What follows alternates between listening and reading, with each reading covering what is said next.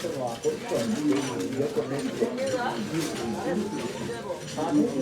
del sviluppo che nella ভাষা গান লোকসংস্কৃতি আর লোকনৃত্যকে জাতীয় পরিচয়ের অংশ হিসেবে জোর দিতে শুরু করে ফিনল্যান্ড।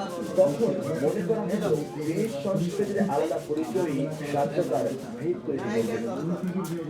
ফিনল্যান্ডের স্বাধীনতা ইতিহাসের সবচেয়ে গুরুত্বপূর্ণ অধ্যায়গুলোর একটি মুভমেন্ট। প্রথম বিশ্বযুদ্ধের সময় 1945 সালে সেই আন্দোলন রাশিয়ার সাম্রাজ্যকে মুক্তি পেতে গোপনে জার্মানিকে প্রশিক্ষণ দেন প্রায় 2000 তরুণ ফিনিশ।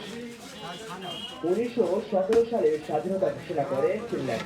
1918 সালে স্বাধীনতার পক্ষে হোয়াইট বাহিনী বনাম রাশিয়ার বলশেভিকদের সমর্থকপুষ্ট রেড বাহিনীর মধ্যে শুরু হয় গৃহযুদ্ধ।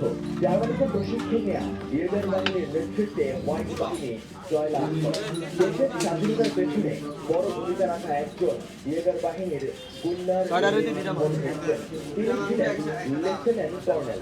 যুদ্ধে অসামান্য অবদানের স্বীকৃতিস্বরূপ ক্রস অফ লিবার্টি পদক এবং নাইট উপাধিতে ভূষিত হন। গুন্নারের নাতি টাইফন হেডভিজেন সময় কাছে তুলে ধরেন তার দাদার বিরোধিত গাথা। এটা আমার দাদা গুন্নার এমিল ভন হেডসেন, ফিনল্যান্ডের স্বাধীনতার